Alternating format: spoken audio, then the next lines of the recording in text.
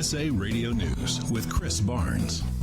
As the nation's COVID-19 death toll nears 70,000, President Trump will be heading to Arizona today for one of the only trips he's made outside the White House in weeks because of the pandemic. He'll be at a Honeywell aerospace plant that's now making N95 masks for first responders. In Flint, Michigan, 3 people charged with first-degree murder for the shooting death of a Family Dollar store security guard on Friday after he tried to enforce an order that all patrons wear masks. Prosecutors say he died after confronting Charmel Teague because her daughter wasn't wearing a mask, as Governor Gretchen Whitmer has ordered. One of the black males started yelling at Munnerlyn about disrespecting his wife. The other black male then walks up to Munnerlyn and shoots Munnerlyn. Teague is already in custody while the 2 men involved in the incident remain at large. And you're listening to USA Radio News. When thinking about life insurance, my accident reinforced you never know what tomorrow might bring. That's why I reached out to AccuQuote. AccuQuote helps people find a life insurance policy that meets their needs. Since 1986, they've helped millions of folks save up to 60% on their life insurance by comparing the rates and features of dozens of top-rated life insurance products. A healthy 50-year-old non-smoker can buy $500,000 of 10-year level term for less than $45 a month. A 60-year-old under $120 a month. Longer or permanent terms are available. Even if you already own life insurance, you really need to check out my friends at AccuQuote. Don't worry about health issues. Remember, they help me. As a pastor, I'm concerned about your soul and helping you to make sure your family is taken care of. Life insurance is more affordable now than ever, so don't make them wish you'd made that call. 877-437-4781. Call now, 877-437-4781. 877-437-4781. Rates, policy forms, and availability vary by state. A new poll shows most Americans support conducting the November election by mail. Reports are that a Suffolk University survey says 65% of Americans see it as a good alternative to the traditional way of voting in person, but the issue does fall along party lines. 84% of Democrats like the idea of mailing in their votes. Just 43% of Republicans support it. Rideshare companies now requiring face masks, as we hear from USA's John Hunt. Uber and Lyft are hoping that the growing use of face masks amid the coronavirus outbreak will make customers comfortable enough to climb back into ride-sharing vehicles. Uber will soon require that both passengers and drivers wear masks or face coverings in certain markets. They did not specify exactly where the new mandate would apply. Uber is also developing technology that would detect if a driver is wearing a face mask or covering before they begin taking on trips. This is USA Radio News. Broadcasting worldwide from the Ashby Real Estate Broadcast Studio. This is Hipp Radio Network, Georgetown, your hometown station. Here's your Georgetown forecast from the Hipp Radio Network Weather Center. Overcast skies today with a chance for isolated storms. Highs around 76. Northerly winds 8 to 15 miles per hour. Lows around 55. Tonight, clear skies and quiet. Highs level off around 84 tomorrow. Upper 80s Thursday, mid 80s Friday with a chance for scattered storms. That's a look at your forecast. I'm meteorologist Paul Trombley. Currently, it's 73 degrees. 5, 4, 3, 2, 1. The switch is on. Welcome to Good Morning Georgetown with Rob and Ken. Waking you up in the mornings and getting your day started with the hottest hits, news, and jokes. Get ready. And now here's your hosts, Rob Hipp and Ken Covington. Hey, good morning, Georgetown, Texas. It is 7:21 here in Georgetown. Muggy morning this morning, man. I stepped out earlier and I just was like, what is going on out here? I don't know how many of you got up. How many of you have been outside yet this morning? But, man, I walked out. We've got thunderstorms just to our north. A little bit of a line of storms moving down from Waco. I don't know if it's going to do much here to our northeast, though. Looks like they've actually got a little bit of a severe thunderstorm, possibly warning, but that's a good ways away from us. Want to welcome you into the show. It's overcast, 73 degrees. We got a 30% chance of showers. It's going to get to 77 today, so a little bit of a cool down. And then tonight, a little bit chilly, down to 55. Tomorrow, sunny and 83, 58 tomorrow night on Wednesday. Things will clear up, and then a chance of thunderstorms returns this weekend. Friday, 20% chance, a high of 81, and then Friday night, a little bit stronger chance, 30%, low of 55, and then things look like they're going to clear out on Saturday. And we are set up for a beautiful weekend. I know, look, guys, I know that it is only Tuesday, but we are set for a beautiful weekend coming up this weekend. We're talking about Saturday, partly sunny, 73, the wind's blowing out of the northeast. And then on Sunday, how about that, 80 degrees and sunny. It is going to be beautiful, beautiful, beautiful. In fact, starting next week, too, we're not going to have temperatures in the 90s, I believe, until mid-next week, so we'll see how things go. Hey, friends, good morning. Georgetown, I want to welcome you into the show. I don't have a guest this morning, don't have a co-host this morning. In fact, I was up working pretty late. My co-host was working really late last night. My goal and desire is to try to get to bed about 8:30, 9 o'clock every morning, or every morning. That would be crazy. Every night. That didn't happen last night. We're getting ready to roll out a new division with my sports broadcasting company. We're working on that. As you know, those that watch this show, we recently acquired Hello Georgetown. We're working on that. We're still, of course, growing HRN, working on that. So 3 pretty big projects going on at once right now. And I'm thankful for it, man. Whenever you acquire a business, there is a lot of things that you have to do. You've got to build it from the ground up. In fact, I posted about that last night, and I woke up this morning and that post was gone. I have no idea why. That was kind of weird. So, it's not like it was a bad post. I just woke up this morning, it was gone. So, well, whatever. But hey, you got to build it from the ground up, man. And I was so blessed when I had Click for 14 years here in Georgetown because I had built that business up from scratch. Literally lived at that office for about 3 years. I slept on the couch. We had an old couch there. Slept on the couch, got up, went home, took a shower, went back to work. And that's what we did. And that's what it takes to be successful. Those of you that are small business owners, you know that. You have got to, especially starting out.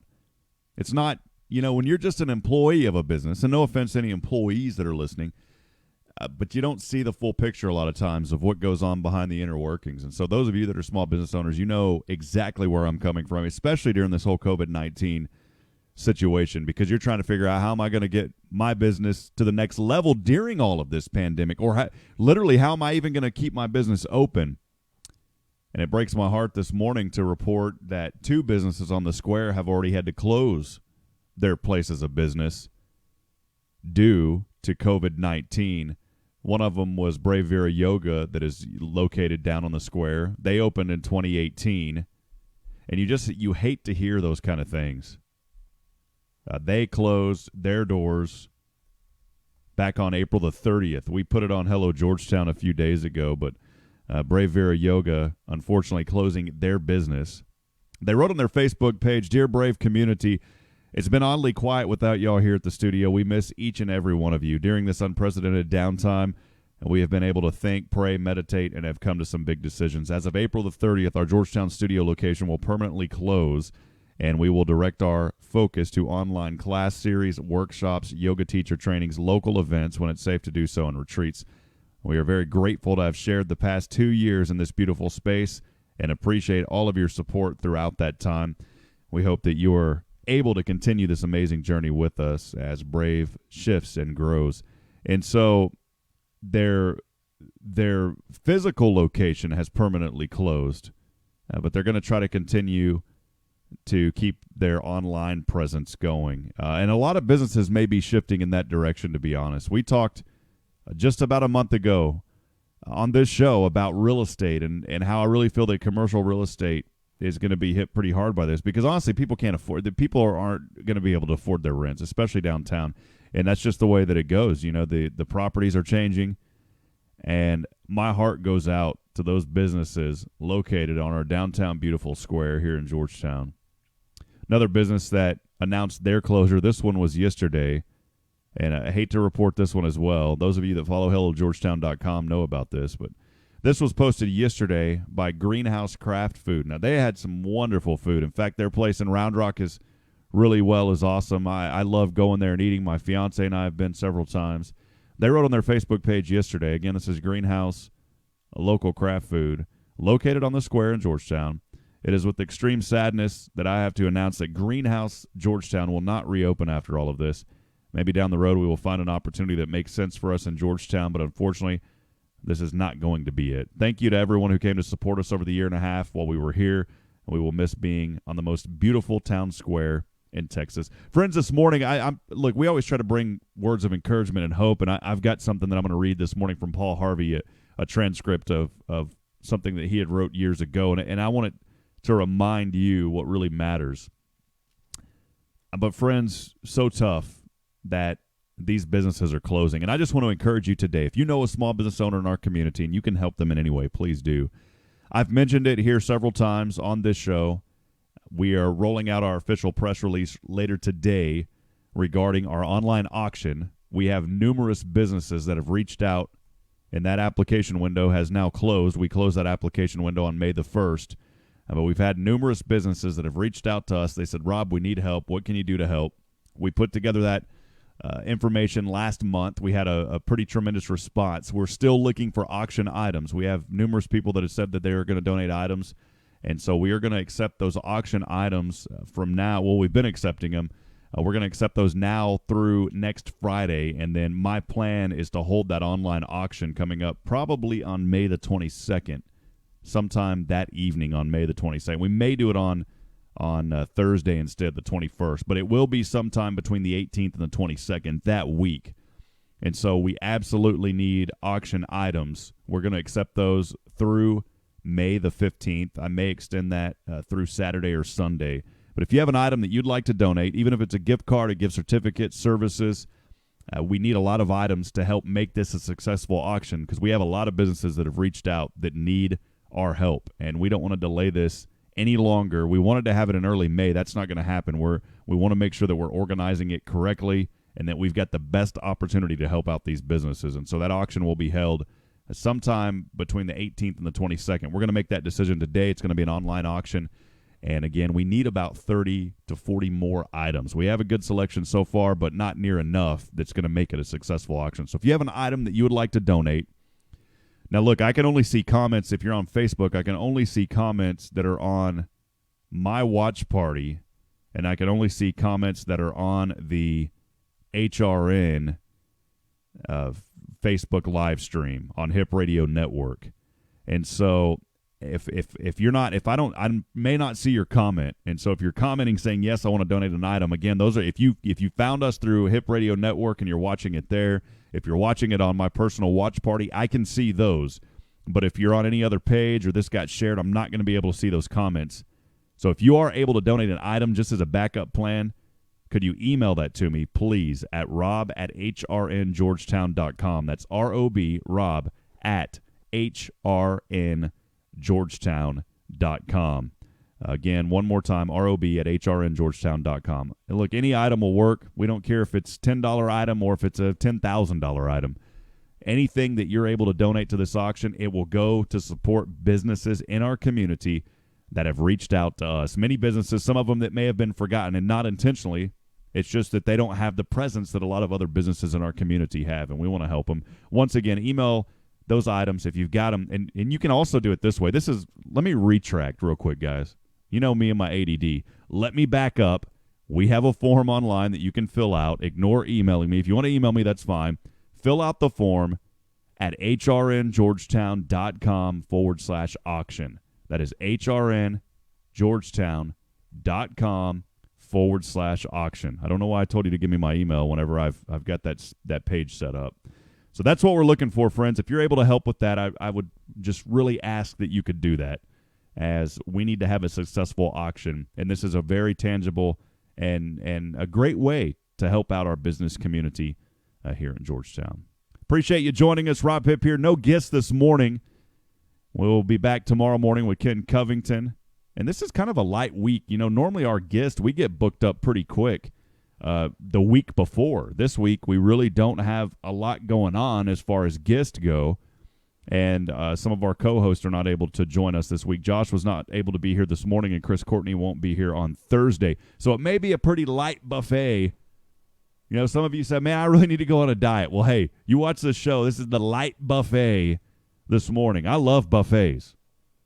But this is going to be a light buffet this week here on Good Morning Georgetown. So come on, who's with me? You picking up what I'm putting down this morning? I want to talk about some national news real quick, and we may sign off a little bit before 8 a.m. We'll see how long it goes this morning. If you're listening out there, good morning to you, Chris Courtney. Good morning to you. Appreciate you joining us, man.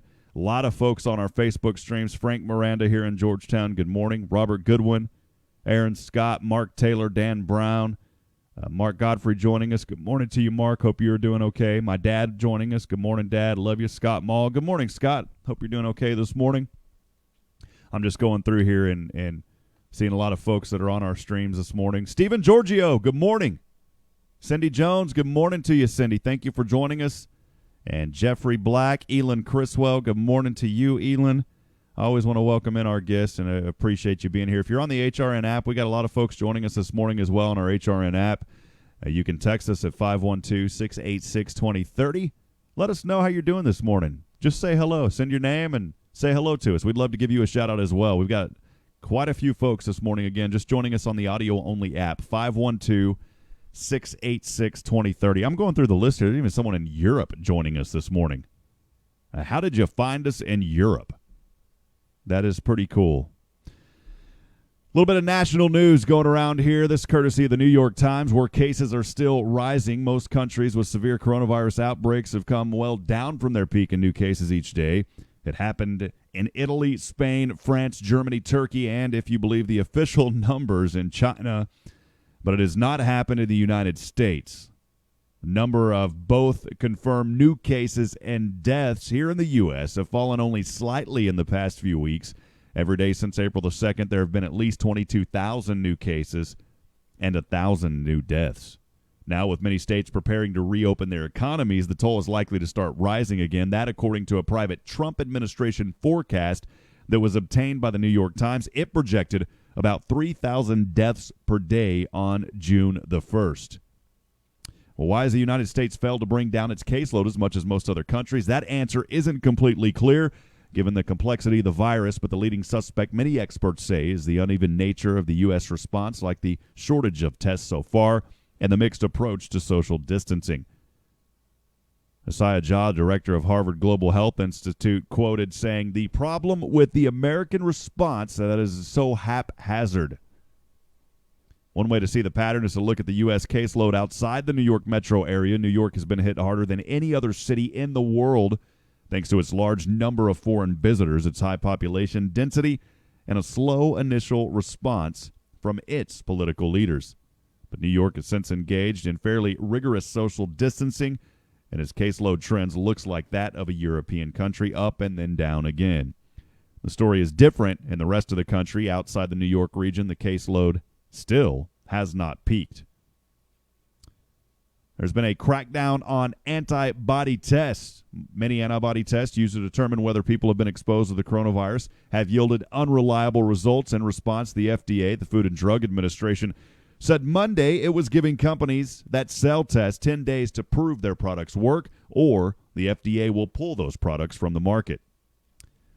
An Amazon executive quit its high-ranking job after the company fired employees who raised concerns about worker safety during the pandemic. Remaining an Amazon VP would have meant, in effect, signing off on actions I despised. The executive, Tim Bray, wrote in a blog post, "So I resigned." Costco has limited the sales of fresh meat, apparently in response to potential meat shortages stemming from virus outbreaks among slaughterhouse workers. Each customer can buy only 3 fresh beef, pork, or poultry products. Boy, that is a lot of peas in that one.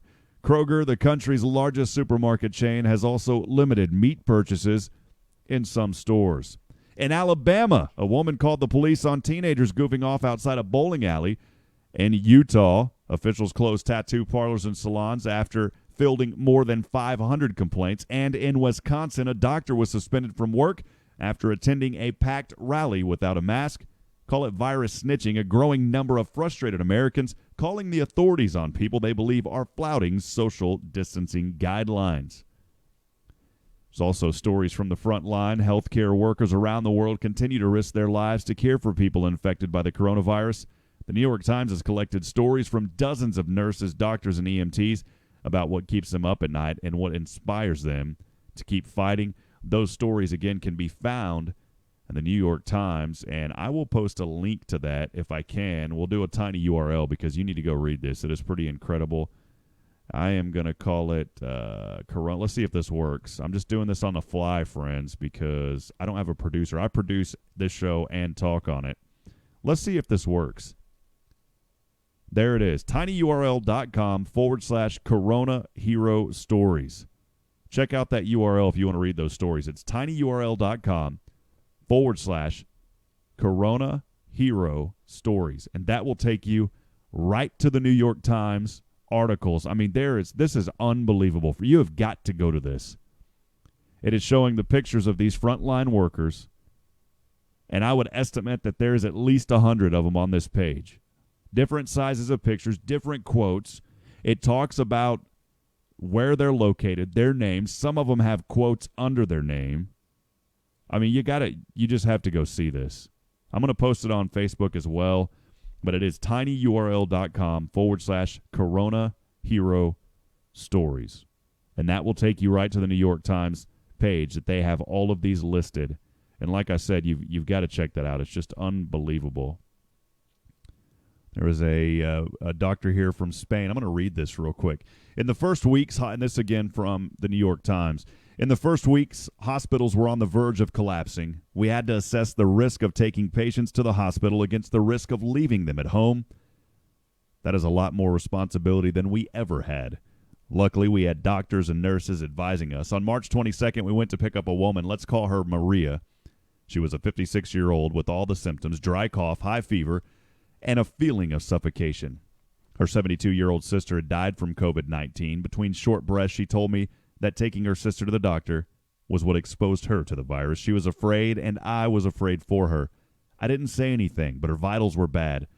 When we got to the hospital, I said goodbye, wishing I could hug her. Maria said, "Take care of yourself. You are worth a lot."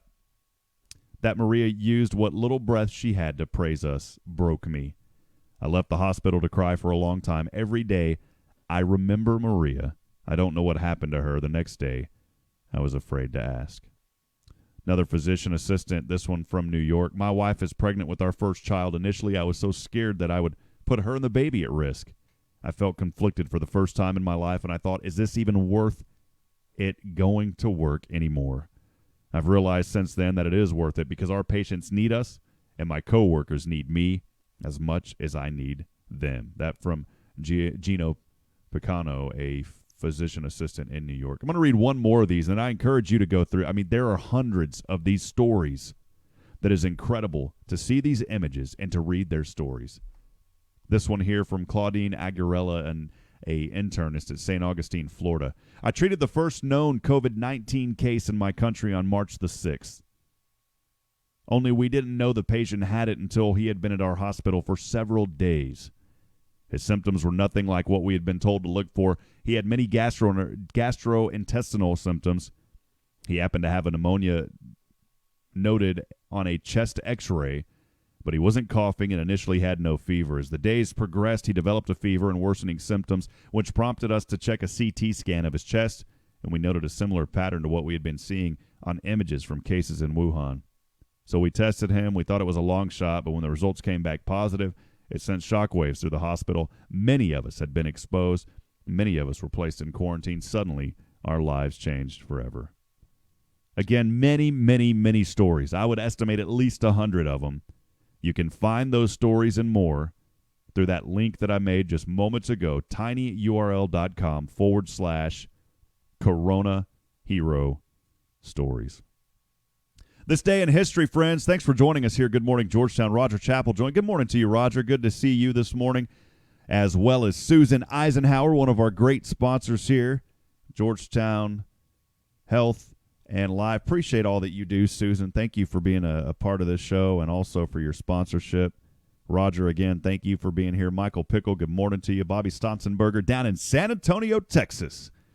Good morning to you, Bobby. I hope you're doing well. Josh Malone and Ronnie Lundstrom. Those are the last that I saw pop up here on the stream, and so I just want to thank you for joining us this morning, for being part of this show here every single morning. Sometimes we don't get started until 7:15, even though we say 6. It just depends. I can't be a 4 a.m. warrior every morning, at least not yet. There's many people that are, you get into that habit, and I want to be into that habit every morning, but it's a little bit tough sometimes when you're working until midnight or so. This day in history, May the 5th, 1945. This story, I had no idea that these things happened during World War II. 6 were killed in Oregon. Again, this was May the 5th, 1945. On this day, 1945, 6 were killed in Oregon by a Japanese bomb. This from History.com. In Lakeview, Oregon, Miss Elsie Mitchell and 5 neighborhood children are killed while attempting to drag a Japanese balloon out of the woods. Unbeknownst to Mitchell and the children, the balloon was armed, and it exploded soon after they began tampering with it. They were the first and only known American civilians to be killed in the continental United States during World War II.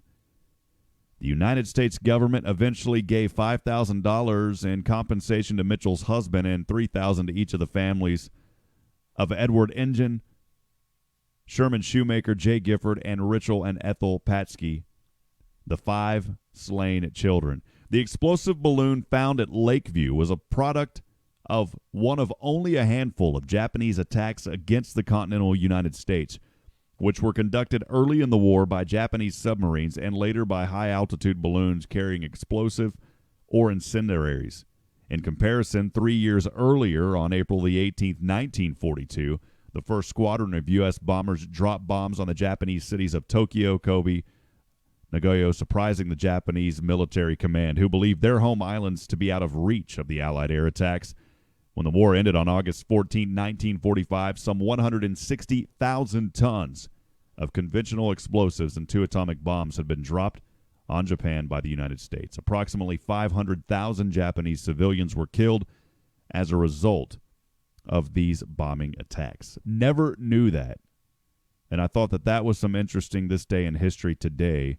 A sad this day in history, but something that I just thought that I would share with you because I had no clue that actually happened. A little bit of happy news. Alan Shepard, this day in history, Alan Shepard became the first American in space. Again, this from History.com. From Cape Canaveral, Florida, Navy Commander Alan Bartlett Shepard Jr. is launched into space aboard the Freedom 7 space capsule, becoming the first American astronaut to travel into space.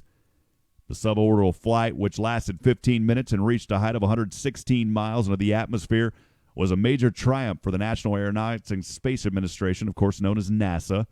NASA was established in 1958 to keep U.S. space efforts abreast of recent Soviet achievements, such as the launching of the world's first artificial satellite, Sputnik 1, in 1957.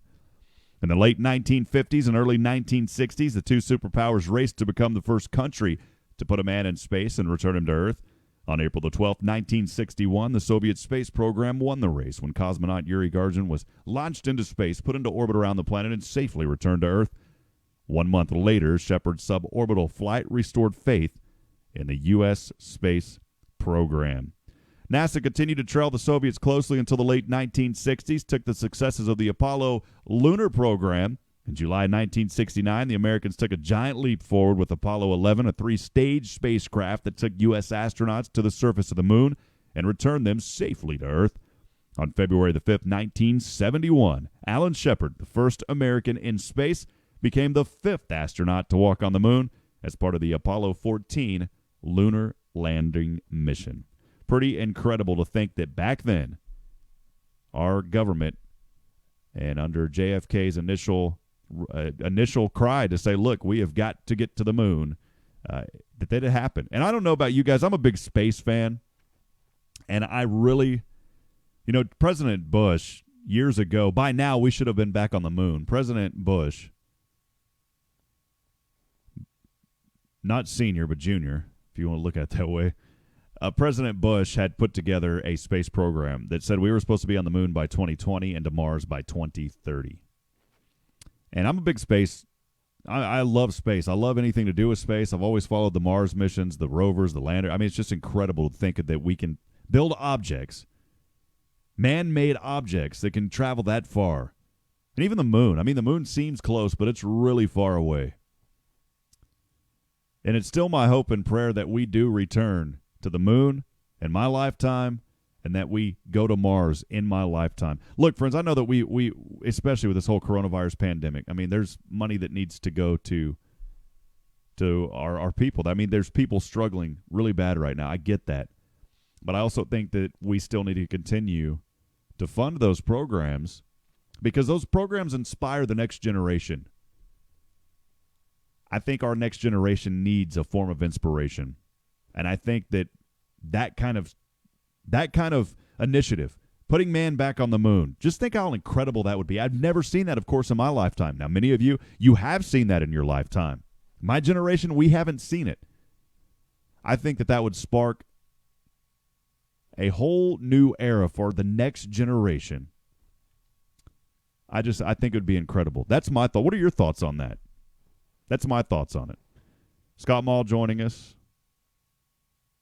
Reading that story a while ago, he mentioned that she was a pastor's wife, talking about, I believe, the story I just read in Oregon from 1945. She was a pastor's wife. It was a Sunday school class outing. If that's what it is, Scott, I believe that's what you're talking about, the story that I was mentioning a while ago. Friends, good morning, Georgetown. It's time now. It's 7:48 a.m. Thanks for being a part of this program. If you're on Facebook, make sure you download the app. By the way, go to your Google Play Store, go to the iOS, download the Hipp Radio Network app. You can find that app easily in the App Store.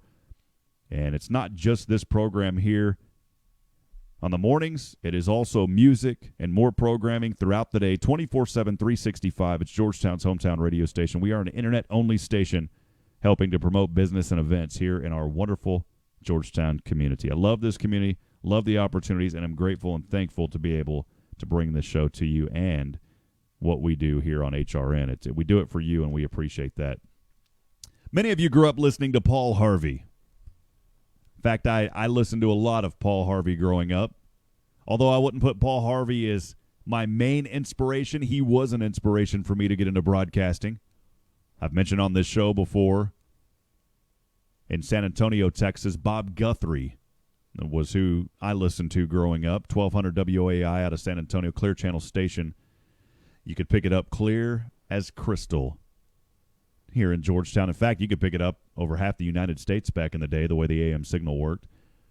Bob Guthrie had a distinct voice. He brought news to San Antonio and quite literally most of the United States through that booming signal and that booming voice that he had. But Paul Harvey was also someone that many know. Many of you listening this morning know Paul Harvey, know of him. Paul Harvey brought a lot of messages of hope and inspiration to radio listeners around the world. A well-known American radio broadcaster passed away in 2009. Paul Harvey, an American radio broadcaster for ABC News Radio. He broadcast news and commented.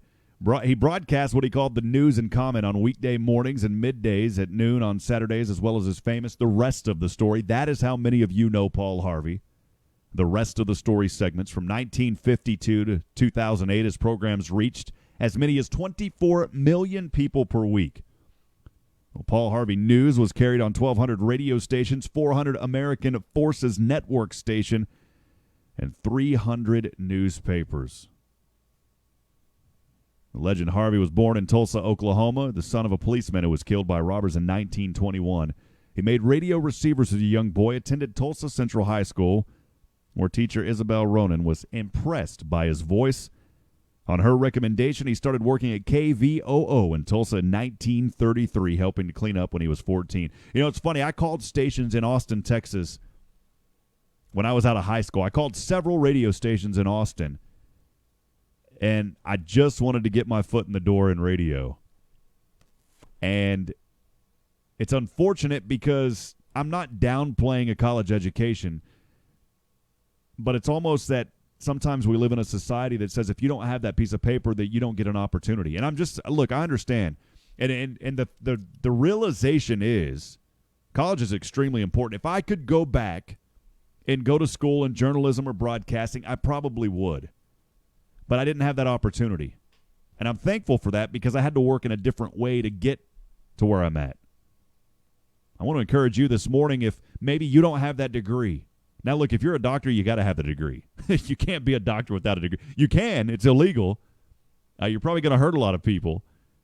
But there's some things that you can do where I don't think you have to have that degree. And broadcasting to me is one of them. I'm not downplaying anybody who went to school for journalism. If I could go back, I would.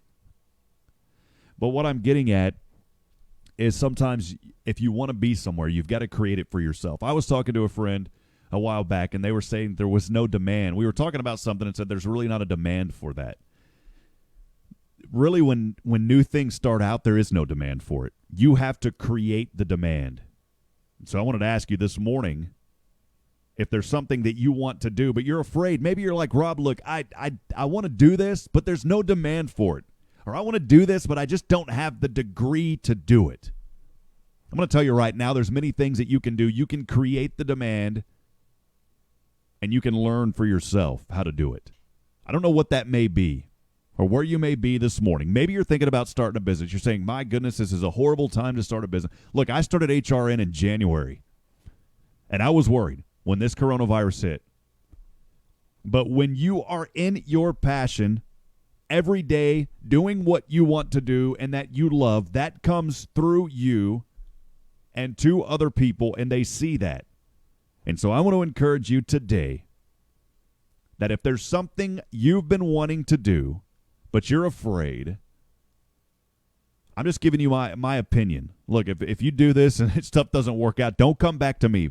But I'm going to tell you right now, I encourage you today, if there's something you've been wanting to do, if you've been wanting to start a business, if you've been wanting to go to that next level, but you just don't know what to do, well, what it takes is the first step is you going in that direction. Just do it. Just do it. If you're interested in the health field, my beautiful fiance telling me there's a group called Capital Idea. They will help sponsor your tuition. So look, if you want to be in the health field, you got to go to school. Bridget has been busting her tail, and I'm extremely proud of her. She is working on a nursing degree, and she has been working extremely hard. And there is a lot in the nursing field that I have no clue. She asked me questions. I have no clue what it is. There are places out there that will help you. Maybe that's you. Maybe you said, I want to be a nurse. Look into Capital Idea. I just want to encourage you that this morning. Take that step, and when you are in your passion, you cannot fail. You're going to fall. I've fallen. Look, even since January, since I've started this station, this program years ago, I've fallen. In fact, this morning I was going to fall. Josh was busy this morning, and that's okay because we get really busy. I was up late. I didn't feel good, but I said, you know what? I have a commitment that I have. To deliver messages to you every single morning. And, man, I'll be honest, this morning I did not want to be on this program. Not because I don't like you guys, not because I'm not passionate about it. I just didn't feel good this morning. But I'm going to tell you what, when you are in your passion, when you're in the zone, man, and you get going, you know what, you feel better about it. Especially if you're trying to exercise and you wake up and you're, oh, man, I don't feel like exercising today. Once you do the exercise, you may be tired, but you're going to come out of that. You're going to feel a lot better saying, I'm so glad that I did that, because you don't want to let yourself down. You're going to have days where things happen. Get out there and do it. Someone just texted me. I'm not sure who it is. So when you text the 686-2030 line, when you text that number, by the way, it just all goes into one big group text, and I don't have any way of knowing exactly who texts me at that line unless you say your name. Someone just texted us, said, you inspired me to wire up my Ring doorbell today. Look, I'm going to tell you, even if it's something simple like wiring up a Ring doorbell, you may have had that Ring doorbell in the box. And it's been sitting there for maybe a year, maybe 2. Man, if it's been there 2 years, you got the old version. You got to return it and get the new one. Well, you can't return it. Now you're hosed. I'm going to tell you, though, what is it today that you've been wanting to do? I don't care if something as simple as a Ring doorbell, just like that text message I got just a few minutes ago. Do it today, friends. I want to read something. We may go over. It's funny because a while ago I said, I don't know if we're going to go over, if we're going to make it to 8 today. That's Steven said he's going to ring up his doorbell. That's pretty funny, man. I'm going to tell you right now, I want to read this. I want to read this to you this morning. It's from Paul Harvey from 1965. I think it's a message today that if you're a person of faith, this is something that you'll really appreciate. If you're not a person of faith, I think you can still find some meaning in this. I'm reading this. It's from Paul Harvey. I'm nowhere near the caliber that man was. It's someone that, although not my main inspiration, someone that I did look up to, though, when I heard the rest of the story. I want to read this to you. Many of you have heard it. I want to read it again. Many of you have never heard this. May take a few minutes, but I just want you to stay with me. Will you stay with me this morning? We've got a few more minutes here. In 1965, by the way, I'm reading this from freshmanatoday.com. In 1965, Paul Harvey broadcasted If I Were the Devil. A transcript of this posted on Fresh Manna Today. It is really amazing to realize over 47 years ago how accurately Paul Harvey predicted the future spiritual condition of the United States. Many of his statements were considered ridiculously outlandish at that time in history, yet here we find ourselves today. This is the transcript. I'm not taking credit. This is Paul Harvey. This is his transcript from 1965. If I were the devil, if I were the prince of darkness, I'd want to engulf the whole world in darkness. And I'd have a third of its real estate, a four-fifths of its population, but I wouldn't be happy until I'd seized the ripest apple on the tree. So I'd set about, however necessary, to take over the United States. I'd subvert the churches first. I'd begin with a campaign of whispers. With the wisdom of a serpent, I would whisper to you as I whispered to Eve, do as you please. To the young, I would whisper that the Bible is a myth. I would convince them that man created God instead of the other way around. I would confide that what's bad is good and what's good is square. And the old I would teach to pray after me, Our Father, which art in Washington. And then I'd get organized. I'd educate authors in how to make lurid literature exciting so that anything else would appear dull and uninteresting. I'd threaten TV with dirtier movies and vice versa. I'd peddle narcotics to whom I could. I'd sell alcohol to the ladies and gentlemen of a distinction. I'd tranquilize the rest with pills. If I were the devil, I'd soon have families at war with themselves, churches at war with themselves, and nation at war with themselves until each turn was consumed. And with promises of higher ratings, I'd have mesmerizing media fanning the flames. If I were the devil, I would encourage schools to refine young intellects but neglect to discipline emotions. Just let those run wild until, before you knew it, you'd have drug-sniffing dogs and metal detectors at every schoolhouse door. Within a decade, I'd have prisons overflowing. I'd have judges promoting pornography. Soon, I could evict God from the courthouse, and then from the schoolhouse, and then from the houses of Congress. And in his own churches, I would substitute psychology for religion and defy science. I would lure priests and pastors into misusing boys and girls and church money. If I were the devil, I'd make symbols of Easter an egg and the symbols of Christmas a bottle. If I were the devil, I'd take from those and who have and give to those who wanted until I'd killed the incentive of the ambitious. And what do you bet? I could get the whole states to promote gambling as a three-way to get rich. I would caution against extremes in hard work and patriotism and moral conduct. I would convince the young that marriage is old-fashioned, that swinging is more fun, that what you see on TV is the way to be, and thus I could undress you in public. I could lure you into bed with diseases for which there is no cure. In other words, if I were the devil, I'd just keep on doing what he's doing. That from Paul Harvey. Friends, I want to encourage you today. We are in a season right now like never before. I remember hearing that years ago from Paul Harvey himself. The replay of that, of course. I wasn't around in 1965. But where are we headed? I don't get political. I'm not getting political this morning. But where are we headed this morning? Where are we headed today? I want to ask you, where are you headed this morning? Where are you headed today?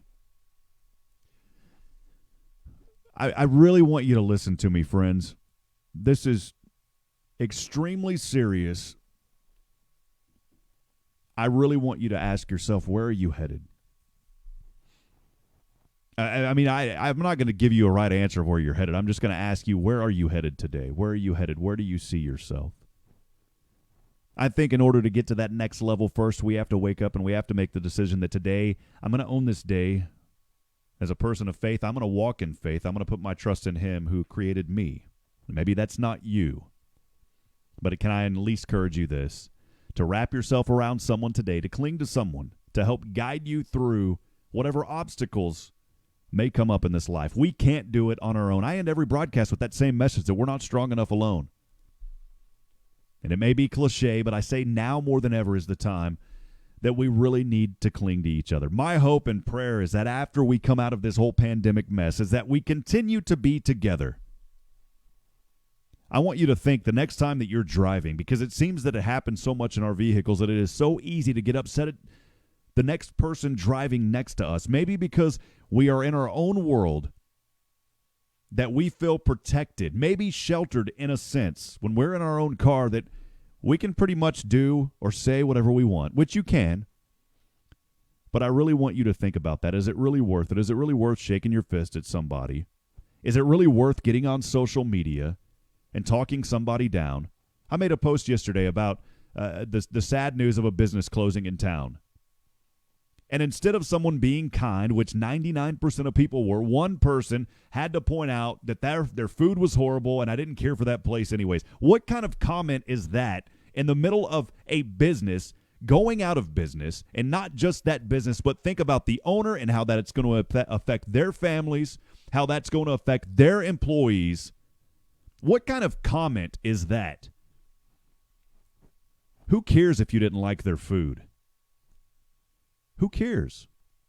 Those are the kind of comments that it's just like when we're in our car and we have that road rage, and I've been there and I have felt that as well. Don't look, I'm not going to be hypocritical. I've had it. But I'm going to tell you what, talking about it this morning and hopefully you hearing it as well, is the next time that urge is there, that we want to get upset, that we can go back to this particular moment and say, I remember that morning hearing that we just need to take it easy. That we need to take a deep breath and say it's not a big deal, because what we deal with here in our country is nothing compared to what some people have to live with on a daily basis. I heard stories of the coronavirus, people literally being beaten by government officials in other countries if they were out walking. Some of them mothers carrying babies that had to go to the doctor and the officials were beating them. We don't have to deal with that for the most part here in the United States. I want to encourage you today to be kind. Suzanne just said it right here. Very true. Just be kind. I want you to be kind today. I want you to think about that. Just as you have that pinned up road rage sometimes when you are in your car and you want to. Yesterday, I was driving down Williams Drive. Two people were upset at each other. At first, I thought, they're just having fun. They're racing. I didn't care for it because it was really, some guy was on a motorcycle. It was really loud. I literally thought I was going to bust my eardrums. But it wasn't just racing. They were upset at each other. And when they came up to a red light, one person was trying to literally, acting that he was going to ram into this other person. That's the kind of, look, we don't need that right now. And I think that just in that same sense that we feel that we are protected inside of our vehicles when we have that road rage, we feel even more empowered when we're on the internet to make comments such as that one person yesterday who said, who cares that they're out of business? I didn't like their food anyways. Those comments are uncalled for. And I want you to think about that the next time that you may have a feeling, because I've had a feeling of saying some things, but I stop and I think about it and I say, what implication does this have? Not just about who I am, but what implication does this have to other people? I know we make mistakes and there's things that we do in our life that we say that we don't mean to say sometimes. But take a step back and realize that we have to be here for each other. We would not exist if it wasn't for somebody else where we're at right now. Where you're at right now listening to this. You would not be where you're at right now if it wasn't for somebody else. Somebody had to conceive you. Let's go back to the root of everything. We wouldn't be here. Today, I want that to be the message of hope and encouragement today as we end this show this morning. For those of you that are of faith like I am, I just continue that you will pray and cling to the one who created us in Christ. If you're not a believer, I just want you to hear this message of being kind to others. You don't have to be a believer to be kind to others. Although, as a believer, that's what we're required to do. Do that today. Let's come together. Let's stay together as we have gotten together over these past few months. Stay safe, and we will get through this together. Friends, I love the opportunity to talk to you every morning. I wake up and I don't know what we're going to talk about. I have ideas in my head. I never know where it's going to go. But today I hope that this message has encouraged you in some way, that it's inspired you in some other ways maybe. But today, make that decision. If you're going to do something, today is the day to get after it and do it. Make that happen today. We'll be back tomorrow morning here with Ken Covington, our Wednesday co-host. We don't have a guest lined up yet. It's kind of a weird week. Normally, we've got guests booked out 2 weeks in a row. And next week, we're starting to book up guests again. But this week, for some reason, things have been a little bit slower. We'll have Maria Ariano on the show on Thursday at 7 a.m. talking about the Adopt a Senior group, which is really awesome. You're going to want to make sure to be here, especially for that show on Thursday morning, to hear how you can help high school seniors in our community through Georgetown ISD at Richarte, Eastview, and Georgetown. We'll have that show on Thursday. But tomorrow morning, Ken Covington will be here. Try to get going around 6 a.m. If not, we'll for sure be on around 7. You can always count on that. Love you guys. I hope you have a wonderful and blessed day. Remember the auction that we're holding. If you are able to donate an item, we would very much appreciate that as we are helping businesses here in our community. hrngeorgetown.com/auction. Have a great day, guys, as I end every broadcast wanting to remind you this morning that we're not strong enough alone to make it on our own. We need each other. Provide a word of encouragement. Lend a hand of support. Somebody out there today needs you. Good morning, Georgetown, and God bless you. We'll see you tomorrow morning. Have a great day, everybody.